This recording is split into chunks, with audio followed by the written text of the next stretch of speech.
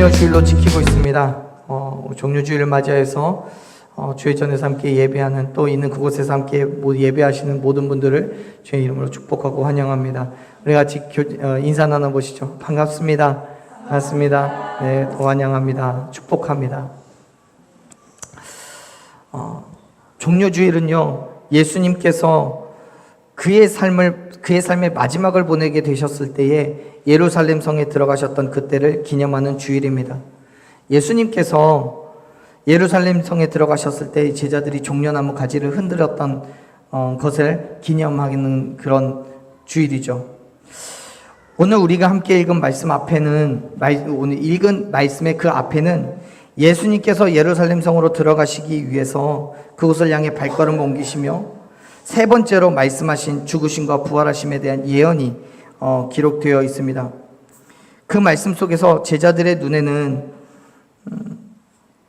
예루살렘 성에 들어가시는 예수님의 모습이 마치 전쟁에 승리한 개선장군과 같이 보였어요. 많은 이스라엘 백성들이 예수님을 새로운 왕으로 삼고 정말 말 그대로 새 시대를 열어줄 사람으로 예수님을 기대하고 있다고 제자들은 생각했습니다. 또 그들도 그렇게 믿었습니다. 하지만 예수님이 가지고 계시는 계획은 전혀 달랐어요.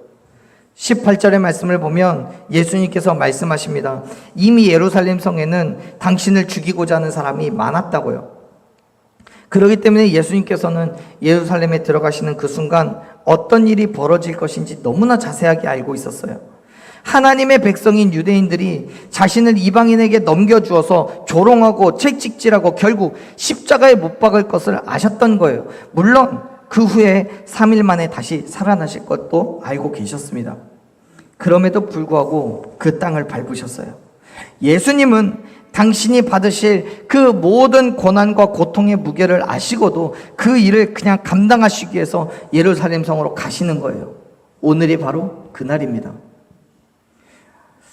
그런데 제자들의 눈에는 그러한 예수님의 고뇌는 보이지 않고 예루살렘 성에서 높은 왕좌에 앉아 천하를 호령하는 예수님만 보였어요. 어쩌면 그것이 추악한 인간의 죄된 본성인지도 모르겠습니다. 아직은 예수님의 제자들도 그 본성이 남아있는 거예요. 그동안 가족도 버리고 직업도 버리고 오직 예수님만 쫓아왔어요. 수많은 병자를 고치고 오병이어의 기적을 베푸신 예수님께서 죽은 자도 살리시는 그 능력의 예수님께서 예루살렘의 왕좌를 차지하는 것은 시간 문제라고 생각한 거예요. 그렇게 예수님께서 왕좌를 차지하시고 만왕의 왕으로 군림하시며 모든 제자들에게 권력의 한 자리를 내어주어 세상적인 의미에서의 평안과 안식을 누리게 하실 거라고, 지금까지의 모든 어려움과 고난에 대한 보상을 해주실 거라고 믿었어요. 그래서 그때가 되면 자리를 배분하고 조금이라도 좋은 자리를 얻기 위한 그런 싸움이 시작이 되는 거예요. 말씀을 보면 그 싸움이 이렇게 시작이 됩니다. 20절 말씀 한번 읽어볼게요. 20절 읽습니다. 그때에 세베대의 아들의 어머니가 그 아들들을 데리고 예수께 와서 절하며 무엇을 구하니? 아멘. 세베대의 아들의 어머니가 아들들을 데리고 예수님께 왔어요.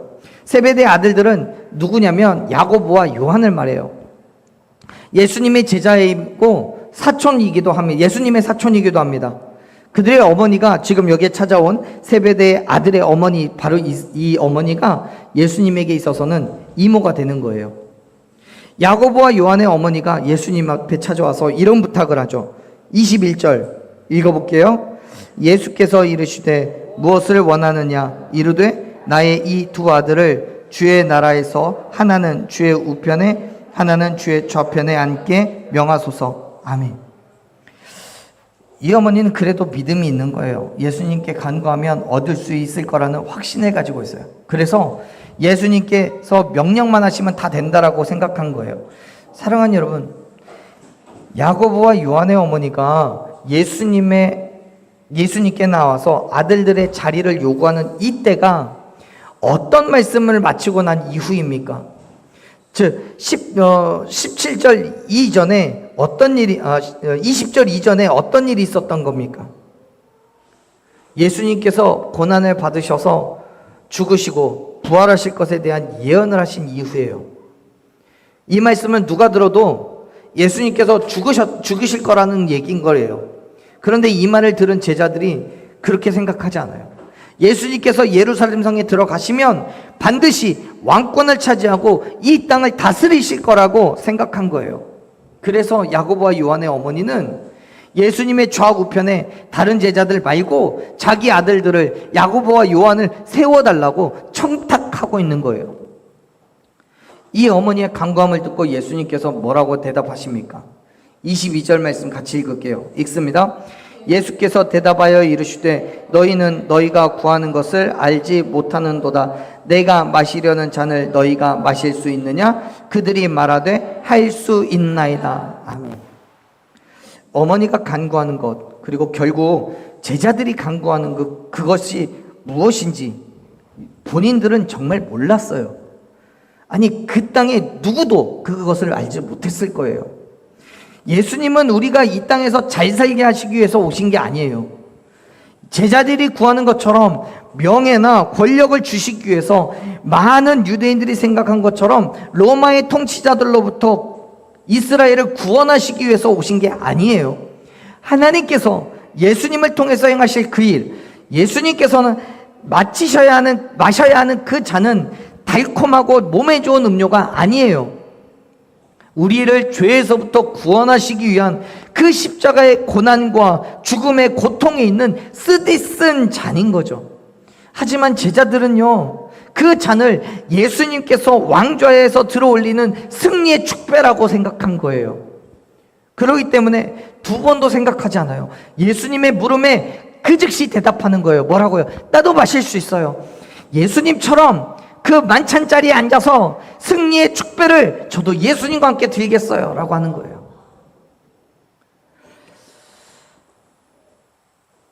이 말씀을요, 우리 성경에서 보면, 영어 성경에서 보면요, we can 이라고 해요. 우리도 할 수 있다고요. 당연히 할 수 있다는 거예요. 아니, 반드시 해내고 말겠다라는 강력한 의지를 표현하고 있는 거예요.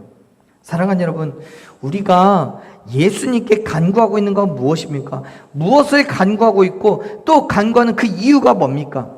내 삶의 유익과 만족을 위한 것이라면 그건 얻을 수 없습니다. 왜냐하면 하나님께서 우리에게 주시는 것은 이 땅의 즐거움과 이 땅의 만족을 위한 것이 아니라 오직 하나님의 영광을 위한 것이기 때문에 그렇습니다. 그래서 야고보서 4장 3절 말씀에 뭐라고 합니까? 구하여도 받지 못하는 것은 정욕으로 쓰려고 잘못 구하기 때문이라고 말씀하는 거예요. 예수님께서도 동일합니다. 사랑하는 여러분, 예수님께서 마시려는 잔은요, 궁극적으로는 십자가예요.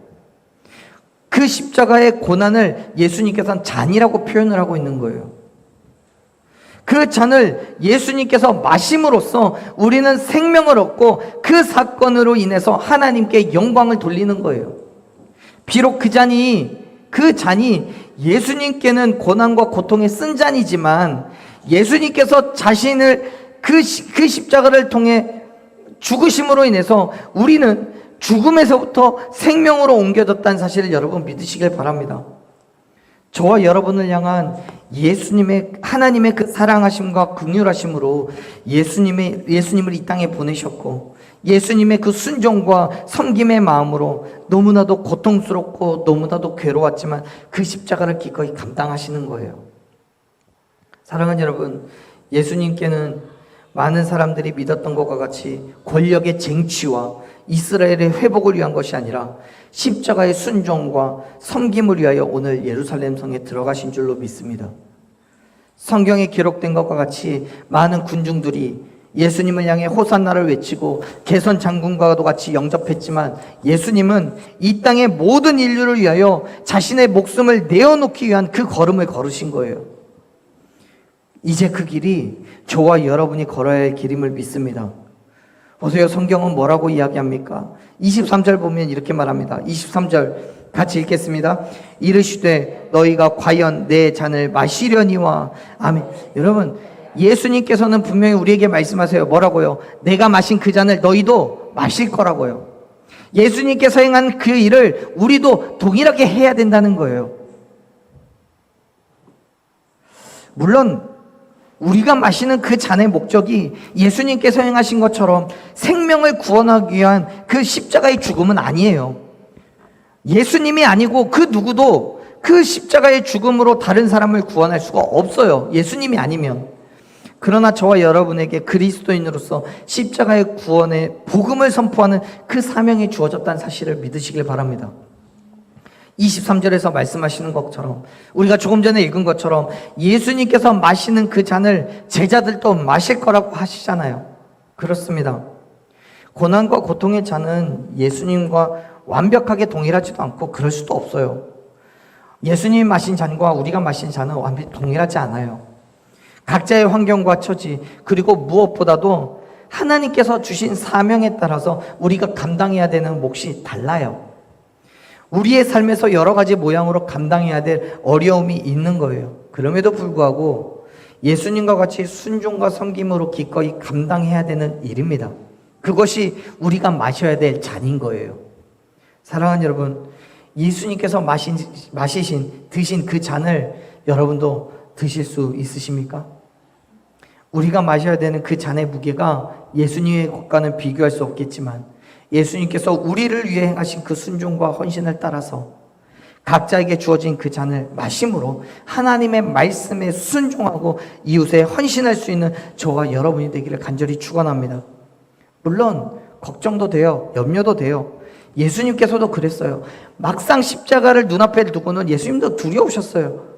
견디기 힘드셨어요. 그래서 어떻게 하셨어요? 겟세마네 동산에서 땀방울이 핏방울이 되도록 기도하시는 거예요. 울부짖으시면서. 하나님께서 하실 수만 있다면 이 잔을 내게서부터 지나가게 해달라고 그렇게 부르짖는 거예요. 하지만 분명히 예수님 결단하시죠. 뭐라고요? 그러나 나의 원대로 마옵시고 아버지의 원대로 하옵소서라고요. 사랑하는 여러분, 우리가 마셔야 될 잔은요, 당연히 쓴 거예요. 당연히 힘들고 어려워요. 어떻게든 피하고 싶은 잔입니다. 하지만 하나님께서 원하신다면 그 모든 것 다 참아내고 견디어내는 저와 여러분 되기를 간절히 소망합니다. 하나님께서 우리에게 말씀하신 그대로 순종하며 헌신하십시오. 그리고 기대하십시오. 우리를 통해 행하실 하나님의 놀라운 섭리를 기대하십시오. 예수님께서 말씀하시잖아요. 23절 마지막 뒷부분에요. 너희가 과연 내 잔을 마시려니와 그 다음에 뭐라고요? 같이 읽을게요. 내 좌우편에 앉는 것은 내가 주는 것이 아니라 내 아버지께서 누구를 위하여 예비하셨든지 그들이 얻을 것이니라 라고요. 우리를 통해 행하실 하나님께서는 누구를 위하여 예비하셨든지 하나님께서 주시는 그 사람이 받을 은혜를 얻을 거라고 말씀하세요. 그래요.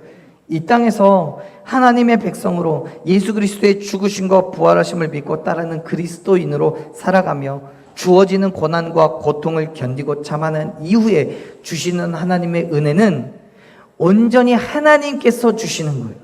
하나님의 것인 거예요. 내가 어떤 상을 받을 것인지는 내 몫이 아니에요.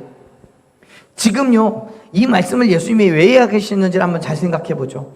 지금 제자들은 예수님과 그동안에 함께 다니면서 예수님의 그 사명을 보좌했다는 이유로, 또 예수님의 친척이라는 이유로 예수님의 좌우편에 앉기를 원했어요.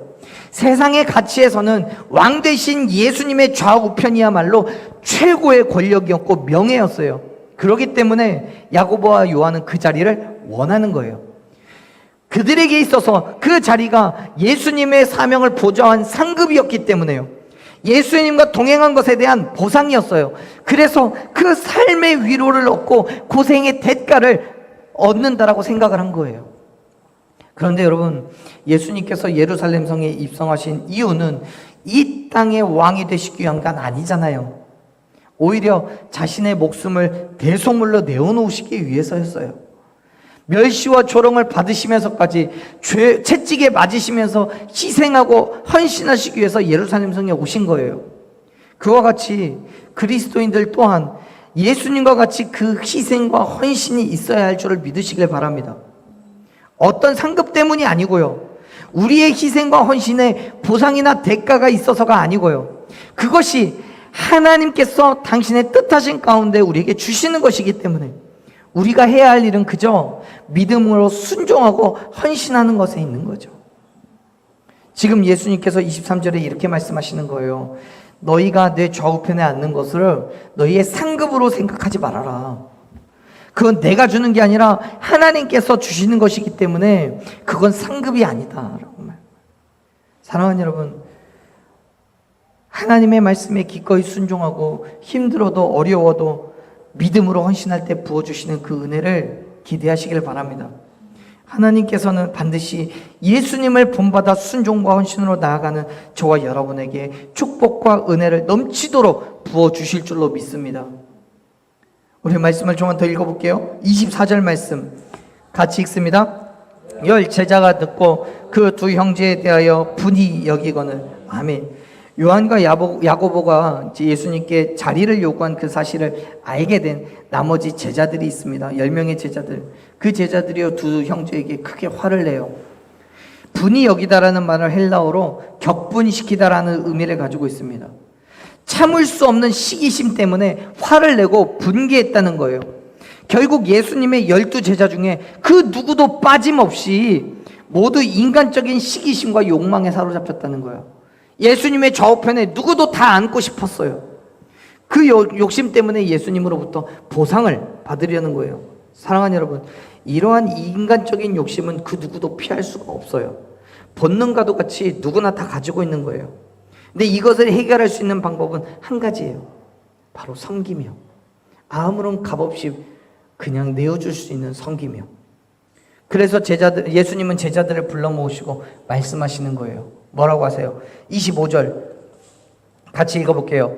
예수님께서 제자들을 불러다가 이르시되 이방인의 집권자들이 그들을 임의로 주관하고 그 고관들이 그들에게 권세를 부리는 줄을 너희가 알거니와. 26절 너희 중에는 그렇지 않아야 하리니 너희 중에 누구든지 크고자 하는 자는 너희를 섬기는 자가 되고. 27절 너희 중에 누구든지 으뜸이 되고자 하는 자는 너희의 종이 되어야 하리라. 아멘.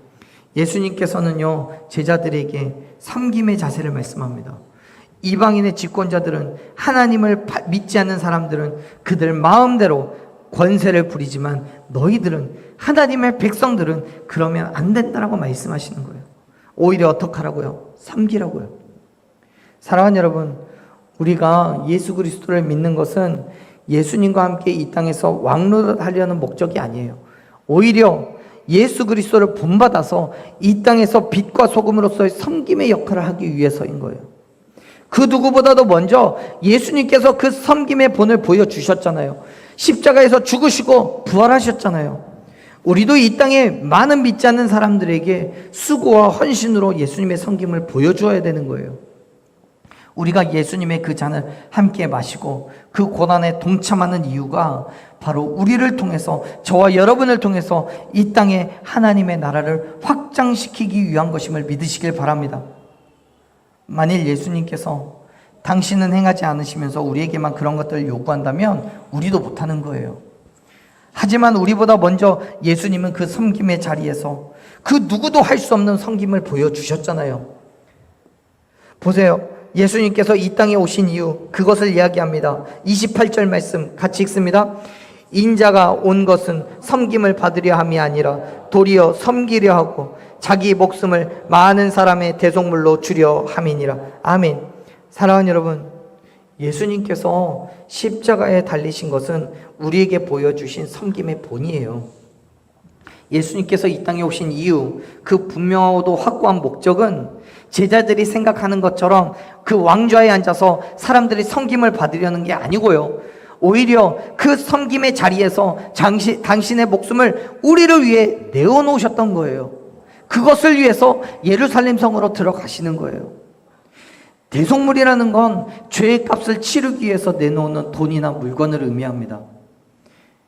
전쟁의 포로를 되찾기 위해서, 또는 노예를 석방하거나 해방시키기 위해서, 채무를 변제하기 위해서 내어놓은 지불되는 돈이에요. 예수님께서 우리의 죄값을 대신 지불해 주신 거예요. 무엇으로요? 당신의 하나밖에 없는 생명으로요. 진정한 섬김이라는 게 예수님께서 우리에게 모범을 보이셨던 그 모습을 말하는 거예요. 자신의 모든 것을 들여서 우리에게 대한 당신의 사랑을 확신시켜 주신 것, 그 섬김, 그것이 바로 예수 그리스도의 섬김이에요. 사랑하는 여러분, 우리는 어떤 모습, 어떤 섬김을 가지고 있습니까? 내 유익이나 내 자랑을 위한 섬김을 말하는 게 아니에요. 온전히 나의 것을 다 내어놓는 그러한 섬김을 의미하는 겁니다. 그 섬김의 대가는 바랄 수 없어요. 대가를 요구하는 섬김은요, 섬김이 아니라 그냥 돈벌이에요. 그렇기 때문에 진정한 의미에서 섬김은 희생이 항상 따라오는 거예요. 예수님은 우리를 위해서 그가 가진 모든 것 주셨잖아요. 저와 여러분의 생명을 살리기 위한 그 섬김이 당신의 그 생명을 희생시켰어요. 그 일을 위해서 2000년 전 오늘 예수님은 예루살렘 성으로 향해 가시는 거예요. 예수님께서 명예와 권력의 자리를 요구한 야고보와 요한을 비롯한 제자들의 그 섬김을 보지 못하시는 거죠. 그래서 25절부터 27절까지 그 섬김에 대해서 말씀하시는 거예요. 예수님을 따라온 그 삶의 보상을 원하는 제자들에게, 그 희생이 없는 제자들에게 섬김이란 게 무엇인지에 대해서 말씀하시는 거죠. 사랑하는 여러분, 우리가 예수님께 요구하고 있는 건 무엇입니까? 무엇을 바라고 계십니까?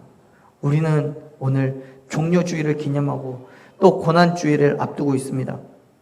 예수님께서 예루살렘 성에 들어가시면서 그 환호성과 기쁨으로 휘두르는 종려나무 가지 사이로 지나가시면서 작은 나귀 새끼를 타셨다는 사실을 기억하십시오.